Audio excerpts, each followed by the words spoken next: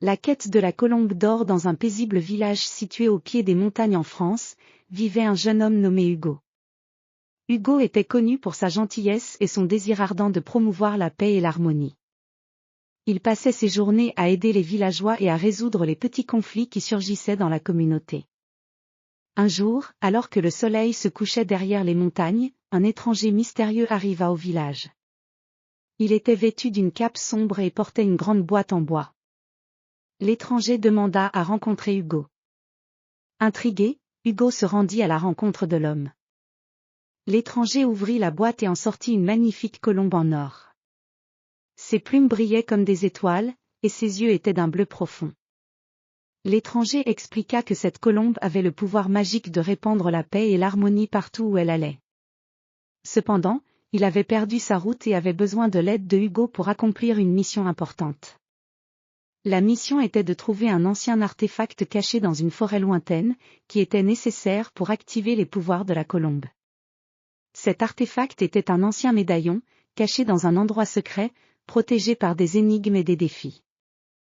Hugo accepta la mission avec enthousiasme. Il rassembla ses affaires et se mit en route avec l'étranger. La forêt était dense et mystérieuse, avec des arbres gigantesques et des ruisseaux cristallins. Les oiseaux chantaient, et les rayons du soleil filtraient à travers les feuilles, créant des motifs lumineux sur le sol. Après plusieurs heures de marche, Hugo et l'étranger arrivèrent devant une grande porte en pierre. La porte était ornée de symboles anciens et semblait très ancienne. À côté de la porte se trouvait une inscription qui disait « Seul celui qui a le cœur pur peut ouvrir la porte de la paix ». Hugo ferma les yeux et pensa aux moments les plus heureux de sa vie. Il pensa à la joie de partager des sourires et des rires avec les autres. Lorsqu'il ouvrit les yeux, la porte se mit à briller d'une lumière dorée et s'ouvrit lentement. Derrière la porte se trouvait un jardin secret. Le jardin était rempli de fleurs colorées et de fruits exotiques. Au centre du jardin se trouvait un grand arbre avec des branches étendues. Accroché à une branche était le médaillon, scintillant sous la lumière du soleil. Hugo grimpa à l'arbre et prit le médaillon avec soin. Il le plaça dans une poche de sa veste et retourna à la porte. En sortant du jardin secret, Hugo sentit une vague de chaleur et de paix l'envahir. Il comprit que le médaillon était la clé pour activer les pouvoirs de la colombe. De retour au village, Hugo et l'étranger se rendirent à la place principale. Les villageois étaient rassemblés, curieux de voir ce qui se passait.